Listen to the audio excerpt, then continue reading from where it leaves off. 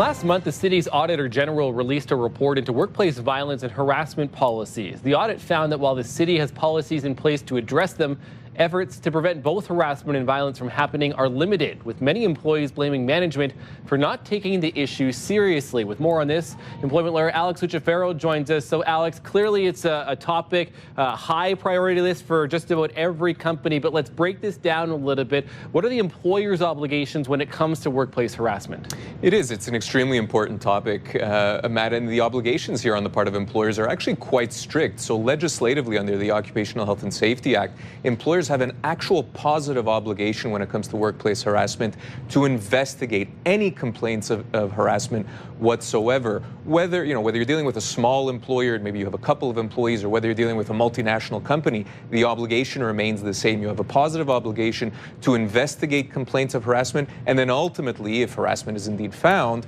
remedy those workplace situations. There's a number of ways, of course, those matters can be remedied. But again, the obligation first and foremost is to actually look into it and do something about it. You cannot sit back as an employer, that's for sure. Right. Now, on the other side of this too, employees, how do they face, if they face harassment, if they're dealing with this, how do they protect their rights if they find themselves in a situation like this? Yeah, again, very difficult situations. We speak to employees, almost every single day that are dealing with difficult work environments. The first thing you need to do as an employee on your end is, of course, to raise these concerns with your employer. Again, whether you're dealing with the owner of a company or the manager of a small business, or instead if you're dealing with an HR department of a much longer business, you have to take as that employee that proactive step to bring your concerns to management, and then the obligation flows, of course, on the employer to investigate the complaint. You have a right as an employee, a very well protected right to be free from harassment in the workplace, so you should not be shy as an employee to raise those concerns. Now again, if we get to the point about complaints and when they are made, what are the legal consequences, or are there,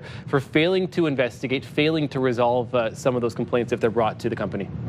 So first and foremost, I think one of the kind of biggest tools that employees have in their tool belt when it comes to harassment in the workplace is what we call a constructive dismissal. So as an employee who's being harassed in the workplace and your employer is doing nothing about it, you would actually have the right, Matt, to treat your employment as terminated. It's effectively a breach of contract situation where you can consider your employment at an end and obtain your proper severance entitlements, effectively amounting to, severance being owed to the employee based on their age, position, and years of service.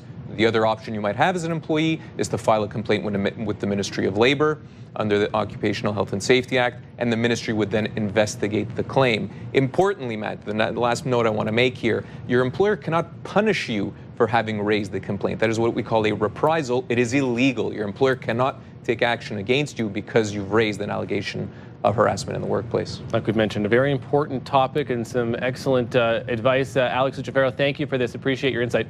My pleasure, Matt.